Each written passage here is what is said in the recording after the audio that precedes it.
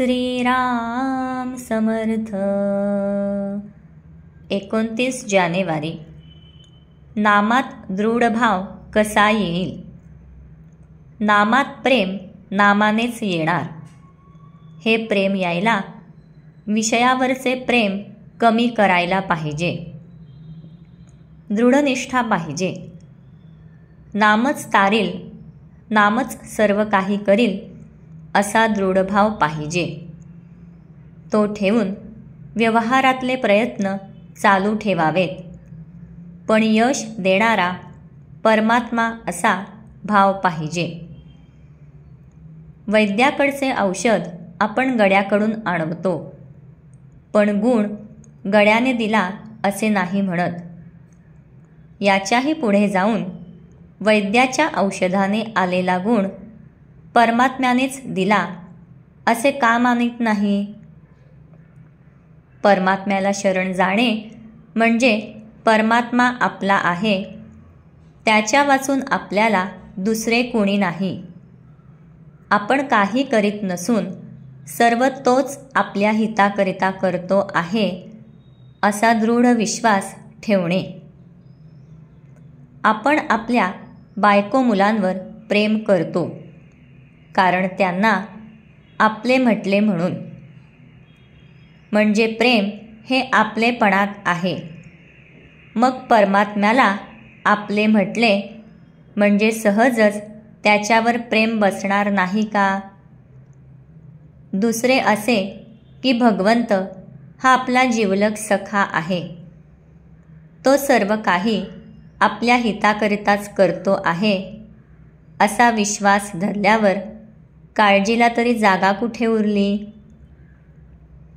आपली देहबुद्धी नाहीशी होण्यातच आपले हित आहे. परमात्म्याच्या ठिकाणी आपलेपणा उत्पन्न व्हायला त्याच्या नामाशी पुष्कळ सहवास पाहिजे.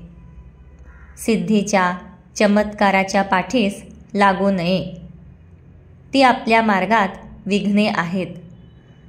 उलट त्यांनी आपल्या पाठीस लागले पाहिजे. एखाद्याला साप चावत नाही, पण त्यात विशेष ते काय आहे? सापात काय किंवा कशातही काय? भगवत भाव आपलेपणा पाहता यावा म्हणजे कोणीही आपले शत्रू होणार नाहीत. आई आपल्याजवळ आहे या भावनेने मूल जसे निर्भय असते, तसे भगवंत आपल्यापाशी आहे या भावनेने आपण निर्धास्त व्हावे. आपल्याला ज्या गावाला जायचे आहे त्या गावाची गाडी आली की नाही एवढे पाहावे. गाडीत कोण भेटतो याला फारसे महत्त्व नाही. समजा गाडीत आपल्याला कोणीच भेटले नाही तर आपण स्वस्थ झोप घेत आपल्या गावी जातो. त्याप्रमाणे आपण आपले साधन करावे. सृष्टीची तत्वे किती आहेत वगैरेच्या भानगडीत पडू नये. त्याचा निकाल कधीच लागायचा नाही.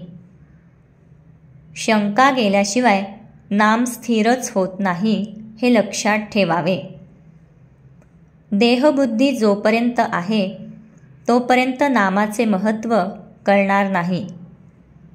आपला उद्धार व्हावा असे वाटत असेल तर नामस्मरण सोडू नये.